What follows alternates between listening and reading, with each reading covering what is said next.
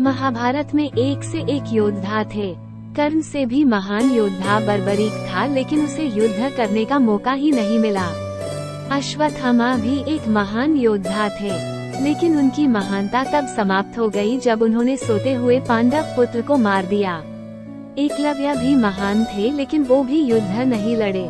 द्रोण, भीष्म और श्री कृष्ण को हम इसमें शामिल नहीं कर सकते क्योंकि वो तो देवता थे। चलिए जानते हैं कर्ण के बारे में वे तथ्य जिनके कारण उन्हें महान योद्धा माना जाता है। 1. अर्जुन का साथ देने के लिए जगत के स्वामी थे, लेकिन कर्ण का साथ देने के लिए सिर्फ दुर्योधन ही थे। अर्जुन पुनर्तः श्री कृष्ण पर आश्रित थे, जबकि दुर्योधन खुद कर्ण पर आश्रित थे। 2.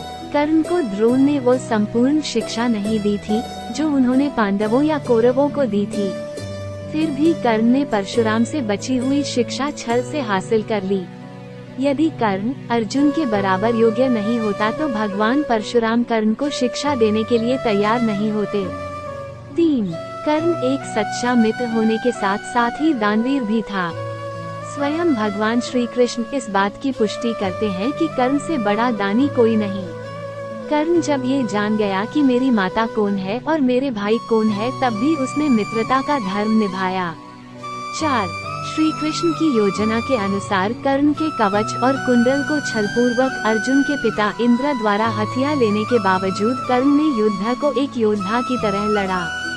5. कर्ण ने जरासंध को अकेले हराया था, वहीं भीम ने श्री कृष्ण की मदद से जरासंध को छल से मारा।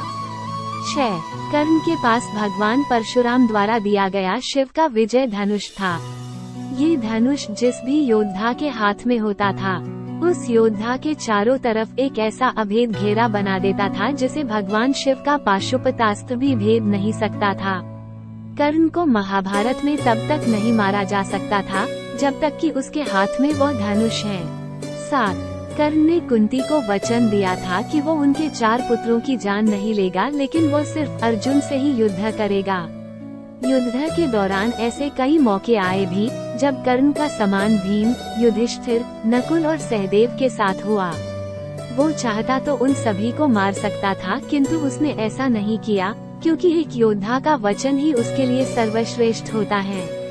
8. अश्वसेन बाण का संधान दोबारा न करना, ये भी श्रेष्ठता का प्रमाण है। अश्वसेन एक नाग था जो कर्ण के धनुष पर चढ़ गया था और उसने कहा था कि तुम मेरा संधान करो तो मैं वहां पहुंचकर अर्जुन को डसकर अपना बदला पूरा करूंगा, क्योंकि अर्जुन ने खांडव वन में मेरी माता को मारा था।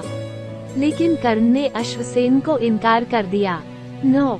जब श्री कृष्ण ने कर्ण को ये बताया कि तुम पांडवों के सबसे बड़े भाई हो, तो कर्ण ने कहा कि हे कृष्ण, मेरी मृत्यु तक पांडवों को यह मत बताना कि मैं उनका बड़ा भाई हूँ, अन्यथा उनकी लड़ाई मेरे प्रति कमजोर पड़ जाएगी। कर्ण की यह बात सिद्ध करती है कि वो पांडवों के प्रति किसी भी षड्यंत्र में शामिल नहीं था, फिर भी युद्ध में योद्धाओं की तरह लड़ा।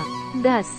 महाभारत के एक प्रसंगानुसार जब कर्ण के बाणों के प्रहार से अर्जुन का रथ कुछ इंच पीछे चला जाता है और कृष्ण उसकी प्रशंसा करते हैं, तब अर्जुन कहता कि मेरे बाणों से कर्ण का रथ कई गज पीछे चला गया, तब आपने मेरी प्रशंसा नहीं की।